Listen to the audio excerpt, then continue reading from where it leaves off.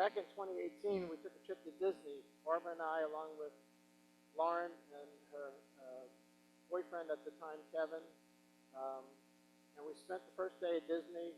Went through the day. I didn't feel all that comfortable. And by the end of the day, they were taking me to the hospital because I was having a heart attack. We spent the next 3 days in the hospital rather than at the park. And we finally got back to the park for the last day. Lauren scouted out a wheelchair for me. I was in and out of the wheelchair just to relax a little bit. And just in time, of course, because my daughter was getting engaged that day. Well, we thought that might have been a fluke until 2023 came around, and I was paddleboarding out on Lake Luxembourg, Fort Creek, and I fell off the board, hit a rock, and got a nice hole in my leg, which ended up being infected. So I spent the next 2 weeks in the hospital over at Jefferson and missed our beach vacation. Again, vacation spoiler. Future vacations, I vowed I wasn't going to do anything dangerous for at least 2 weeks before we went away. Otherwise, my family was going to enclose me in bubble wrap. I'm happy to report I haven't spoiled any vacations since then. One of our vacations we went to in 2024, Barbara and I went to Utah. Now, I saw Utah for the first time on the movie The Electric Horseman. I don't know if any of you saw that with Robert Redford. And it was beautiful, and I wanted to see it. I went to see it on a cross-country trip back in 1980, but I didn't see a lot of it. The problem was, back in 1980, there wasn't much internet presence, as I recall, and when I took the trip, instead of having like a GPS or something to find the way, I had this Rand McNally map sitting on the passenger seat. And I got to visit everything that I could see on the map, but of course, you couldn't see that many things, and of course, you didn't know very much about them. So needless to say, I missed a lot. When we retired, we decided we were going to do more traveling, especially in the United States. So when we went to Utah, we decided we were going to go see Zion Canyon and Bryce Canyon. Barbara's a really great planner. So we did a lot of research and to see what we were going to do and where we were going to go. But we also knew we were going to do a little bit of hiking. A little bit, right, Barbara? So we started to train on the treadmill to get ourselves ready. We also invested in some hiking boots. While we were doing the research, I discovered that the park rangers at Bryce Canyon conducted a full moon hike. And fortunately, they were going to have a full moon hike when we were there. So I was excited. According to the website, though, they were going to do a pre-hike inspection of your boots. You also need to have these special red light flashlights. I'd never heard of a red light flashlight. Apparently, they're so that you don't disturb the critters when you're out in the wild. Red light flashlight. Where am I going to get one of them? Amazon? We did find red light flashlights at Amazon, so we got them. They're also limited on how many people could go on the hike. So you had to enter a lottery and get picked to go on it, and they picked probably about 20 people to go. So the day of the full moon hike, I went to the visitor center, and I wanted to participate in the lottery.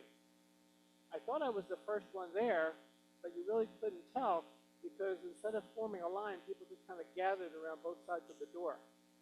And of course, I didn't want to stand in front of the door, but I was kind of anxious to make sure that I got in there.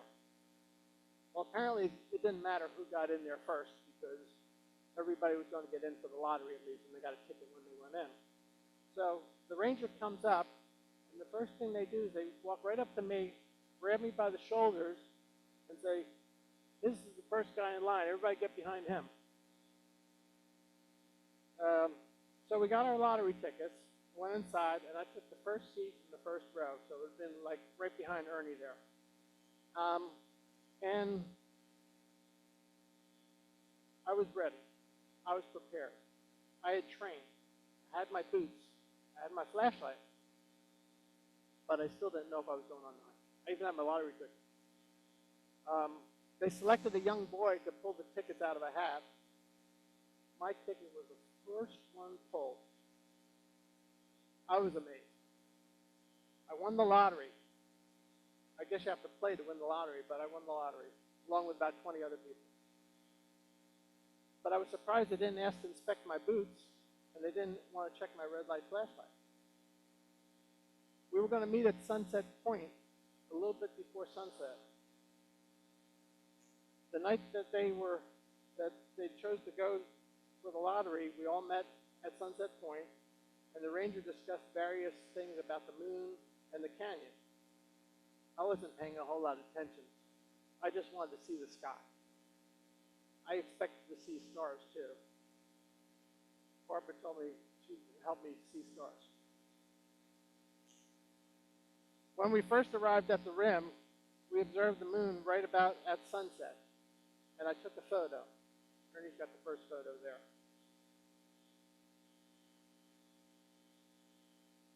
I didn't see any stars. So it got a little darker, and I took another picture, which is the second slide. That's the first one. Sorry, I'm getting ahead of you. and the second one. I don't know about you, but I still don't see any stars. So we walked along the trail for a while, along the rim of the canyon. We didn't go into the canyon at all. And I guess I didn't need my boots because we didn't go in the canyon. And I didn't need my flashlight because we were on the trail on the top of the rim is asphalt. So you really didn't have any irregular surfaces. And it was pretty flat, a relatively short distance. So I didn't really have to train either. Boy, a lot of preparation for nothing. After the hike, I headed back to the car and I took a couple of pictures along the way. Several more stars had become visible. But later, after I looked at the photo, I was pleasantly surprised. Bernie could show the last photo there. There's the stars, but you see in the kind of on the right side in the middle there's a shooting star. And I didn't even know I had a picture of a shooting star. And I'm still to this day trying to figure out what's in that white spot on the left-hand side there, because the moon's down there, and I'm not sure what that is. Anyway, I was very satisfied with the hike. But I was really amazed that I got picked to go on the hike. First person to get a ticket. First person to get picked. What are the odds? It seemed like maybe there was an unseen purpose for my good fortune, almost like I'd been singled out. But singled out for what? I really was convinced that God had helped me to go on the hike. He gave me this opportunity, but I'm not completely sure why. To this day, I don't completely understand it, but I may have a clue. I thought God may have been giving me some encouragement, maybe a pat on the back. I chatted with some people during the lottery and prior to the actual hike, but none of these conversations seemed purposeful.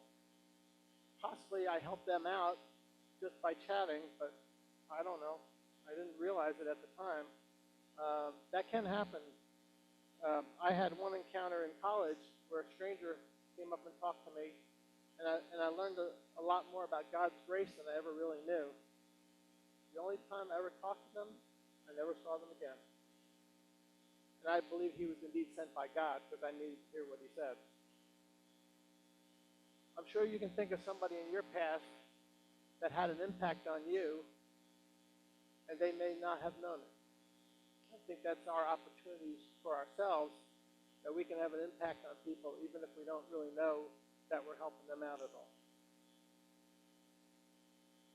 Nicole read from Isaiah, and it reinforces the idea that we may not completely understand God's thoughts or God's ways.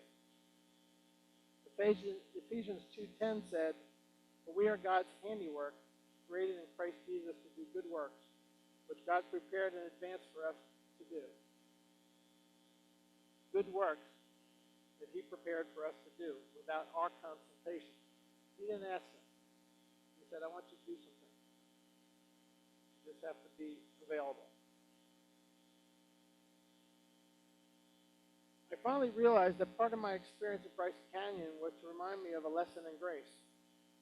You see, I thought my training, my boots, my flashlight would qualify me, but they weren't needed. So much for all of my efforts. Being first in line to get a ticket wasn't needed either.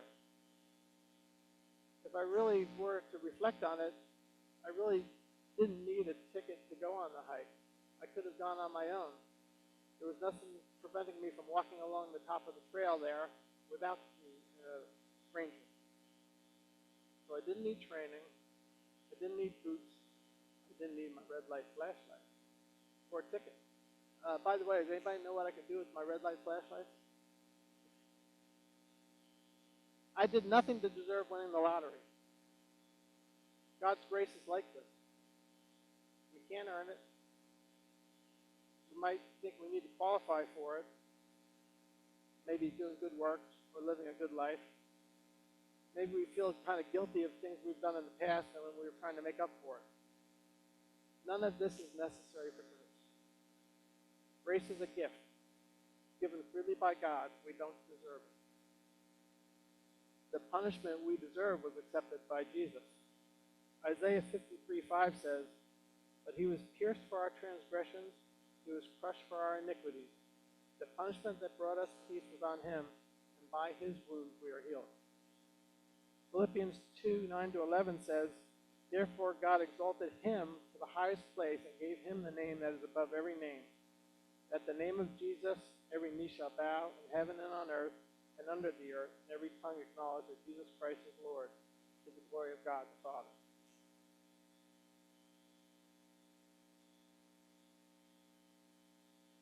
How we live our life and interact with the world is how we respond to grace, not how we earn it.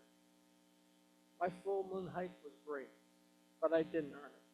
I didn't deserve it. Instead, it was an example of God's grace. A grace that I'm relieved to get and eternally grateful. Life is full of opportunities from God to share this news with others, and by what we say or what we do, we can share that. One of my favorite songs from the 60s is "People Get Ready." And it says, "People get ready, there's a train a-coming. You don't need baggage. All you need is faith. You don't need a ticket. You just thank the Lord." Amen.